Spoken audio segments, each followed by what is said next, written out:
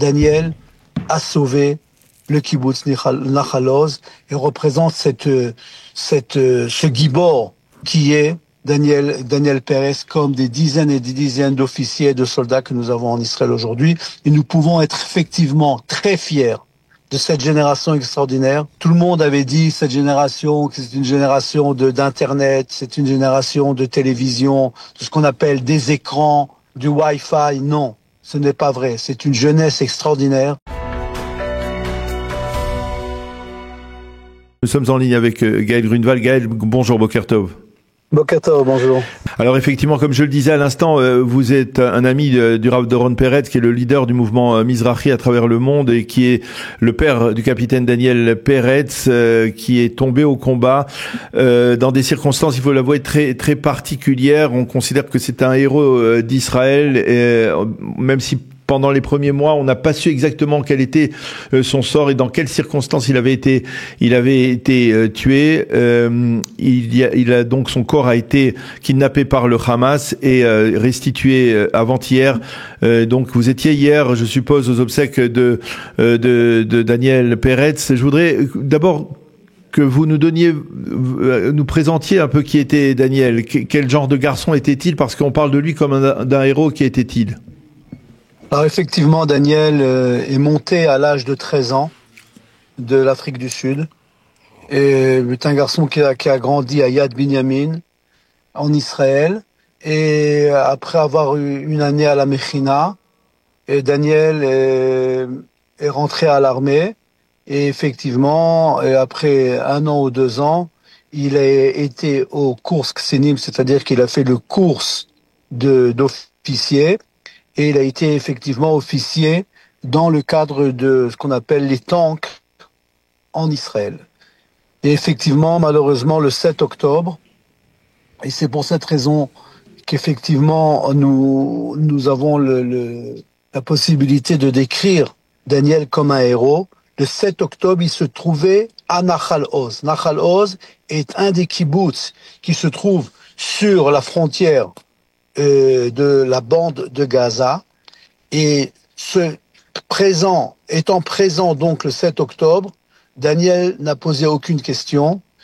Il est rentré dans son tank et il a dirigé une bataille extraordinaire qui, grâce à lui et grâce aux membres de son tank, des dizaines et des dizaines de gens ont été sauvés pendant les 2 heures où Daniel, avec son tank, s'est battu pour défendre le kibbutz Nahal Oz et d'attaquer et de défendre, comme je l'ai dit, le kibbutz de Nahal Oz. Et grâce à lui, des dizaines et des dizaines de gens ont été sauvés pendant ces 2 heures où il s'est battu au kibbutz Nahal Oz.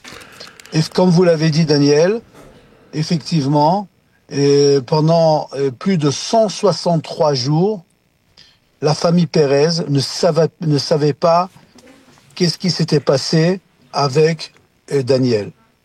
Il était donc défini comme kidnappé, et après 163 jours, malheureusement, l'armée a annoncé à la famille que le 7 octobre, Daniel a été tué sur son tank, et effectivement, son corps a été pris en otage par le Hamas.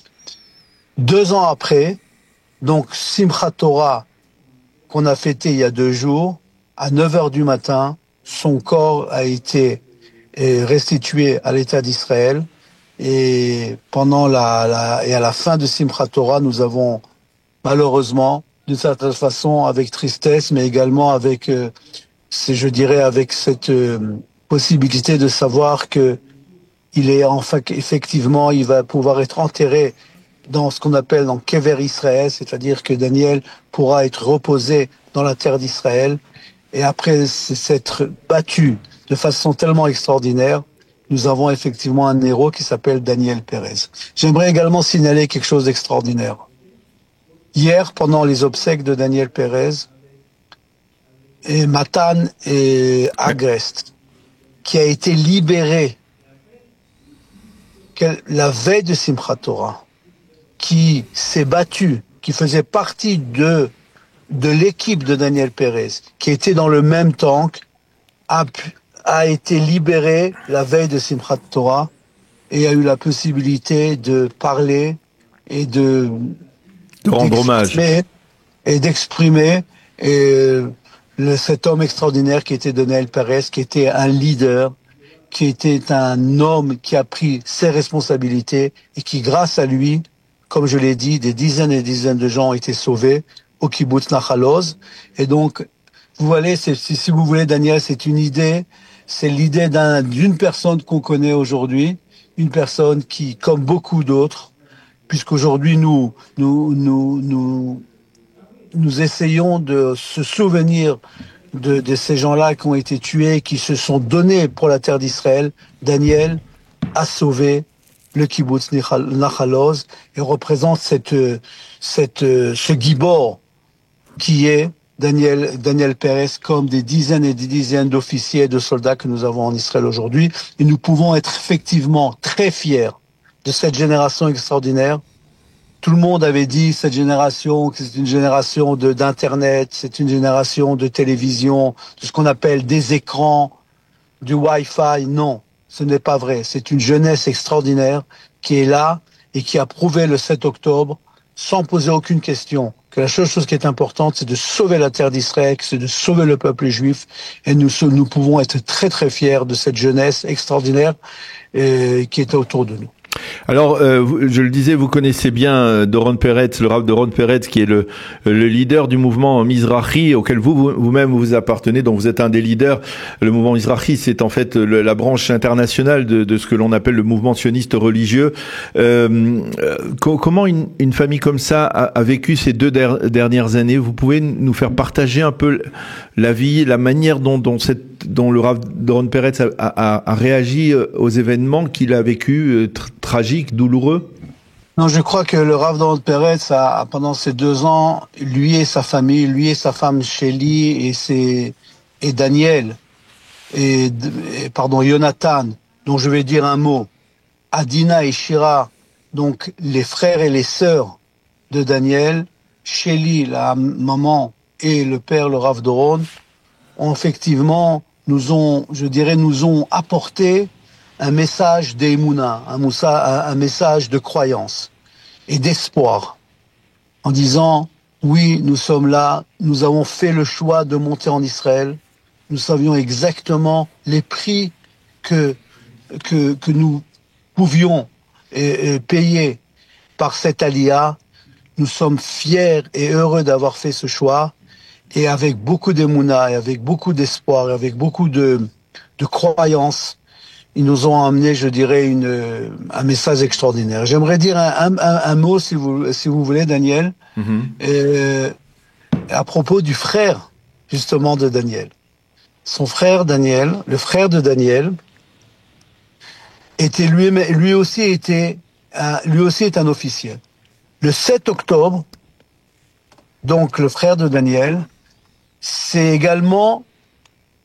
rendu au même endroit, à Nahal Oz, ne sachant pas que son frère se battait quelques centaines de mètres à côté de lui, et lui-même, son frère, s'est battu le 7 octobre, lui-même a été blessé, et peut-être que je crois que j'avais raconté cette histoire à nos auditeurs. Donc le frère de Daniel s'est marié quelques mois après, sans savoir quelle était la situation de son frère, Hachem Yikom Damo. Et le Rav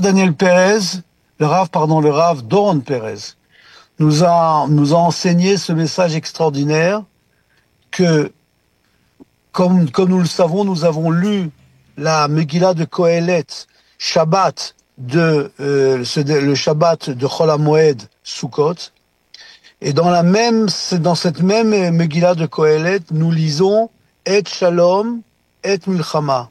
Il y a des périodes de guerre, il y a des périodes de paix.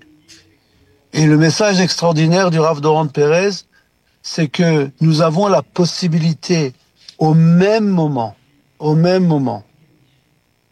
de pouvoir, d'un côté, être triste, mais également de pouvoir être heureux.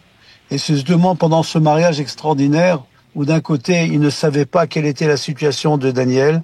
Leur fils s'est marié, a construit une maison en Israël.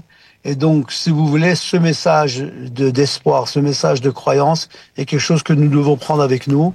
Et je crois que, comme je l'ai dit avant, nous avons et nous devons être fiers de savoir que nous avons une armée qui, Baruch Hashem, est forte, grâce à Dieu, mais également grâce à, je dirais, l'identité extraordinaire, l'association, l'identité que nos jeunes, que nos enfants retrouvent par rapport à l'État d'Israël, par rapport au message de la Torah et par rapport au message général du peuple juif. Une dernière question, il nous reste 1 minute, Gaël. Vous êtes le vice-président de l'Organisation sioniste mondiale. Comment votre association, votre organisation, qui est connue à travers le monde, peut porter, on va dire, le souvenir de ces soldats? Comment est-ce qu'elle a pris des initiatives, justement, peut-être pour faire passer ce message des soldats, le message de bravoure, message de Emouna, message de, on va dire, de sionisme?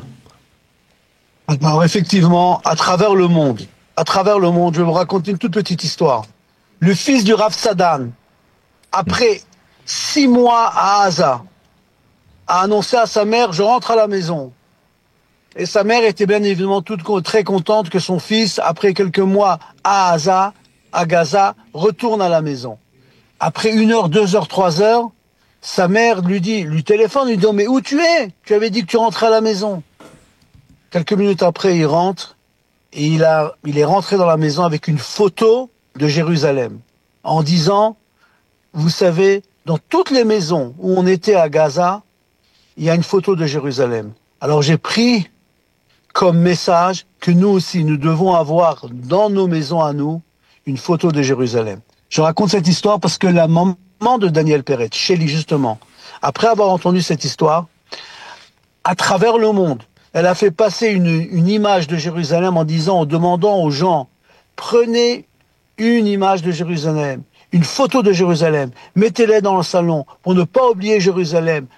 Si vous habitez à Paris, si vous habitez à New York, si vous habitez à Rio, si vous habitez à Londres, mettez une photo de Jérusalem afin de pouvoir se souvenir de Jérusalem. Si nos ennemis, malheureusement, se souviennent de Jérusalem, alors c'est notre devoir de souvenir de Jérusalem. Et effectivement, ces mêmes photos, en souvenir de Daniel Peretz, nous font cette connexion avec la ville de Jérusalem.